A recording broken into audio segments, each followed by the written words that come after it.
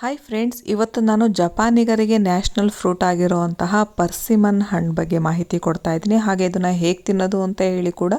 ಈ ಹಣ್ಣು ತುಂಬಾ ಸ್ವೀಟ್ ಆಗಿರುತ್ತೆ, ತುಂಬ ಚೆನ್ನಾಗಿ ಕೂಡ ಇರುತ್ತೆ.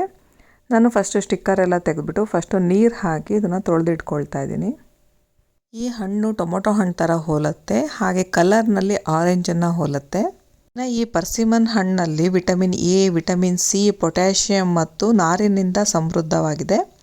ಫಸ್ಟು ನಾನು ಇಲ್ಲಿ ಸಿಪ್ಪೆನ ತೆಗೆದಿಟ್ಕೊಳ್ತಾ ಇದ್ದೀನಿ. ಈಗ ನೆಕ್ಸ್ಟ್ ಒಂದು ಬಟ್ಲಲ್ಲಿ ನಾನು ಸ್ವಲ್ಪ ಉಪ್ಪು, ಕಲ್ಲುಪ್ಪನ್ನ ಬಳಸ್ಕೊಳ್ತಾ ಇದ್ದೀನಿ. ಜೊತೆಗೆ ಸ್ವಲ್ಪ ಸೋಡಾ, ಒಂದು ಅರ್ಧ ಸ್ಪೂನ್ನಷ್ಟು ಸೋಡಾ ಹಾಕ್ಕೊಂಡು ಬೆಚ್ಚಗಿರೋ ನೀರು, ಅಂದರೆ ಉಗುರು ಬೆಚ್ಚಗಿರಬೇಕು, ತುಂಬ ಬಿಸಿ ಬಿಸಿಯಾಗಿ ಸುಡ್ತಾ ಇರಬಾರ್ದು. ಈ ನೀರನ್ನು ಹಾಕಿಬಿಟ್ಟು ಒಂದು 30 ನಿಮಿಷ ನೆನೆಸೋದಕ್ಕೆ ಬಿಡಬೇಕಾಗತ್ತೆ. ಈಗ 30 ನಿಮಿಷ ಆಗಿದೆ. ನಾನೀಗ ಮತ್ತೆ ಇದನ್ನು ನೀರು ಹಾಕಿ ಒಂದು ಸಲ ತೊಳೆದಿಟ್ಕೊಳ್ತಾ ಇದ್ದೀನಿ.